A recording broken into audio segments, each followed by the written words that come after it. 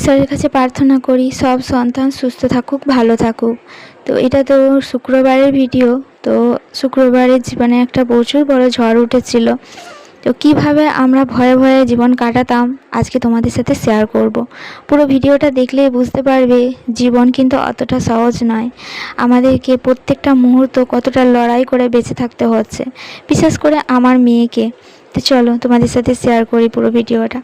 তো সকালে উঠলাম, দেখলে তো রাতে ঘুম হয়নি, সারাক্ষণ বসেছিলাম, ওই বসা শোয়া ওই করেই কাটছিল।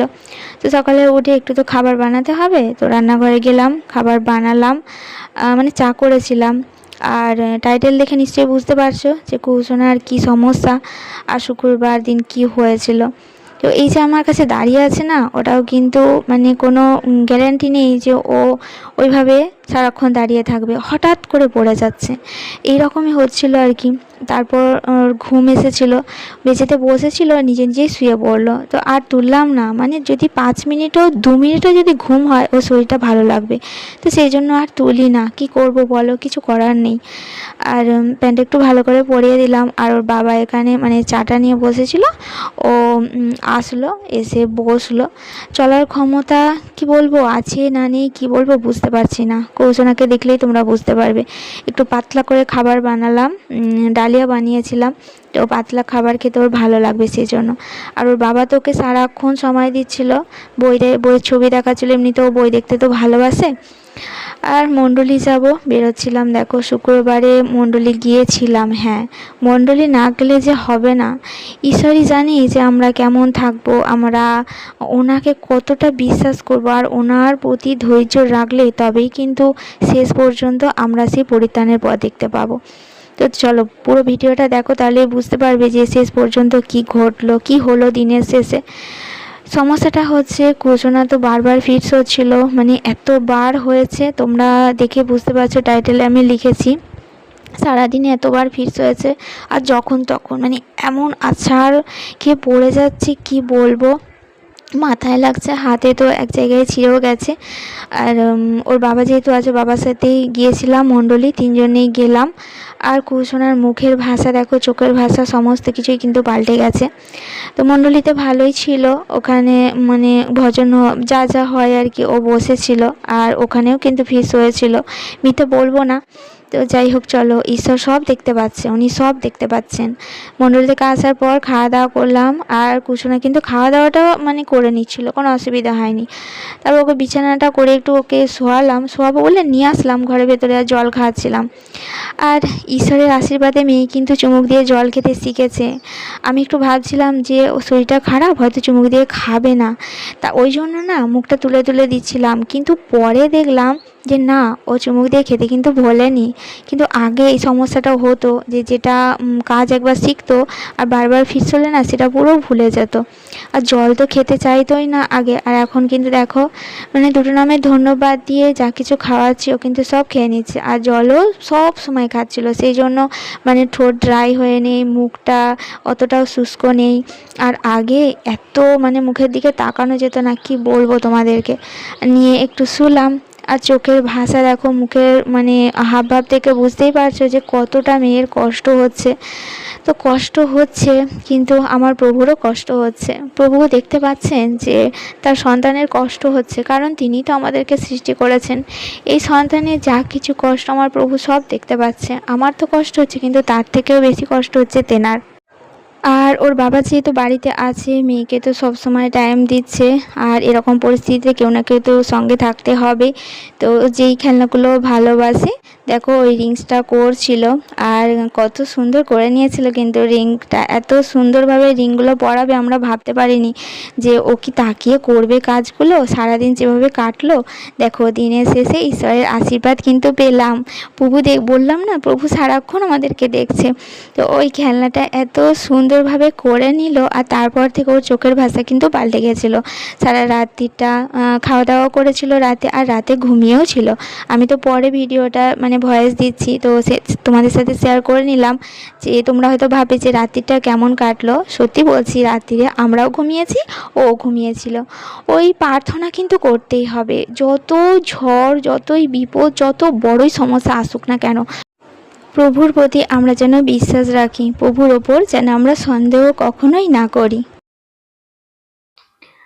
সারাটা দিন কিভাবে কাটলো একটু একটু করে তোমাদের সাথে শেয়ার করলাম। আর পরিস্থিতিটা কতটা কঠিন সেটা তোমরা দেখে বুঝতে পারছো। সব থেকে ভয় পেয়েছে বেশি মা আর বাপি। মানে মা তো খুবই ভয় পাচ্ছিল, আর আমি এই সময়টা কাটিয়ে এসেছি, আমি ভয় আর পাই না। আর এখন আমার ভয় পায় না কেন সেটাও তোমাদের সাথে আমি ভিডিওতে শেয়ার করছি, যে মেয়ের এই সব পরিস্থিতি নিয়ে আমি আর এখন ভয় পাই না। তবে ওর বাবার কথাটা পরে ভিডিওতে বলবো, অবশ্যই জানাবো, যেহেতু ওর বাবা সামনে আছে। এই প্রথম এত মানে জটিল পরিস্থিতি, কঠিন সময়ে ওর বাবা মানে আমাদের সঙ্গে আছে। কারণ এর আগে যতবার এরকম ঘটনা ঘটেছে ওর বাবা ছিল না, আমি একাই ছিলাম। আর মা বাপি তো আছে, আর মা বাপি খুব ভয় পেয়েছিল, খুব ভয় পেয়েছিল। আর আমার তো সেই ভরসা একমাত্র আমার গুরু যিশু আর আমার বচন। তো সব সময় যখনই মেয়ের এরকম পরিস্থিতি আসে, মাঝে মাঝে হয়, তো আজকে মানে আজকেরটা একটু বেশি কঠিন পরিস্থিতির মধ্যে আমরা পড়েছিলাম। বন্যার জন্য কয়েকদিন মানে মন্ডলী যেতে পারেনি। আর প্রার্থনা প্রার্থনা তো অবিরত করি। আর বিপদ আসবে না তা তো নয়, আমিও মানুষ, আমার মেয়েও মানুষ, বিপদ তো আসবেই। কিন্তু বিপদের সময় আমরা ঈশ্বরের উপর কতটা বিশ্বাস আর ধৈর্য রাখবো সেটাই হলো আমাদের বিশ্বাসের মানে কত বড় বিশ্বাসী আমরা, সেটাই দেখার বিষয়। যাই হোক, বচন ছিল যে বচন তো পড়েছি যে ভয় করো না, আমি তোমার সঙ্গে সঙ্গে আছি। আমার ঈশ্বর আমার প্রভু সব সময় সঙ্গে সঙ্গে আছে, আমি ভয় করব না, যাই হয়ে যাক না কেন। তেনার নামেই ভালো থাকবো, তেনার নামেই খারাপ থাকবো।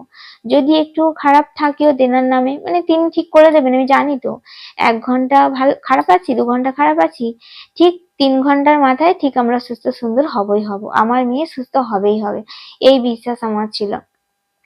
তো এখন তো রাত্রি 8টা বাজে এখন, আর মেয়ে কিন্তু এখন অনেকটাই মানে সুস্থ সুন্দর। ও তো হাঁটাচলা করছে, আর খাওয়া দাওয়াটা একদম ঠিকঠাক। তো সবই তো তোমাদের সাথে একটু একটু করে শেয়ার করলাম। তো যাই হোক, পরিস্থিতিটা মানে এত যে সুন্দর হয়ে গেছে, আমি এত খুশি এত খুশি কি বলবো। আগে যখন এরকম ঘটনা ঘটেছে তোমাদের সাথে কি বলবো, মানে তখন মেয়ের দিকে না এইভাবে তাকিয়ে বসে থাকতাম।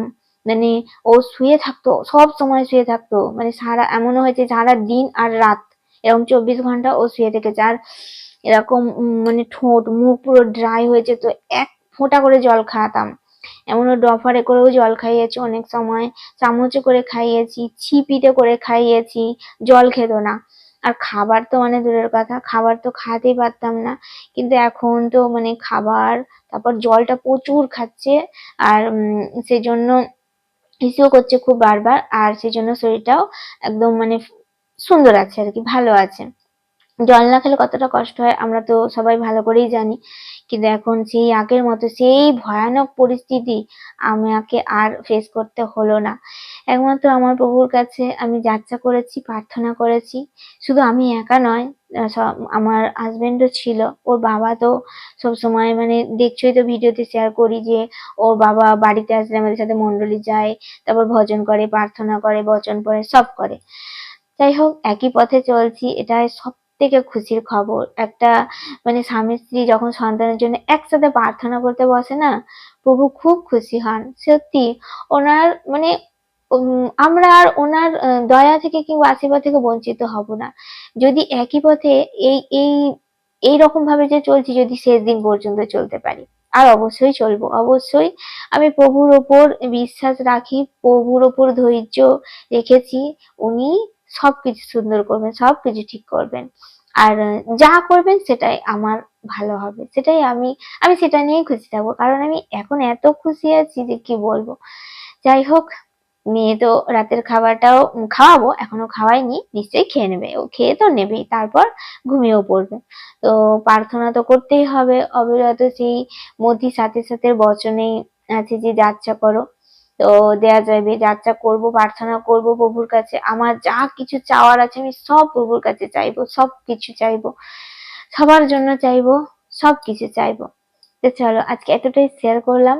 তোমরা নিশ্চয়ই প্রত্যেকটা ভিডিও দেখছো আর বুঝতে পারছো যে আমার লাইফটা কি ধরনের, আমি কি নিয়ে ভিডিও আপলোড করছি। তো প্রভুর মহিমা সবাই দেখতে পাক, প্রভু যে সত্যি দয়াময়, প্রভু যে সত্যি দয়াবান, যে যে কোনো ভাবে ডাকুক না কেন, অল্প করে হোক ছোট করে হোক যেভাবেই ডাকুক, উনি তেনাকে দয়া করেন, উনি তার উপর দয়া করেন, তেনাকে পরিত্রাণ দেন। আর এত সুস্থ সুন্দর রাখার জন্য, আমার মানসিক চিন্তা ভাবনাকে এত সুস্থ সুন্দর রাখার জন্য পরমেশ্বর পিতাকে করবো অসংখ্য অসংখ্য ধন্যবাদ, গুরু যিশুকেও করবো অসংখ্য অসংখ্য ধন্যবাদ। আর তোমরাও যে আমাদেরকে ভালোবাসা দিচ্ছ, তোমাদেরকেও অনেক অনেক ভালোবাসা। আর ঈশ্বরের কাছে প্রার্থনা করি সব সন্তান সুস্থ থাকুক, ভালো থাকুক। বিশেষ করে আমাদের মতো যাদের বাচ্চা আছে, বলতে পারে না, হাঁটতে পারে না, চলতে পারে না, সর্বদাই শুয়ে বসে থাকে, তারা যেন সুস্থ থাকে, ভালো থাকে। চলো, ভালো লাগলে অবশ্যই লাইক কমেন্ট শেয়ার করে পাশে থেকো, আর নতুন বন্ধু হলে আমার চ্যানেলটা সাবস্ক্রাইব করে ভালোবেসে পাশে থেকো। চলো, আজকের মতো এতটুকুই শেয়ার করলাম। পরে আবার আসবো তোমাদের সাথে, পরের দিনে কি হলো অবশ্যই শেয়ার করবো। তো চলো, তোমরা সবাই ভালো থেকো, সুস্থ থেকো।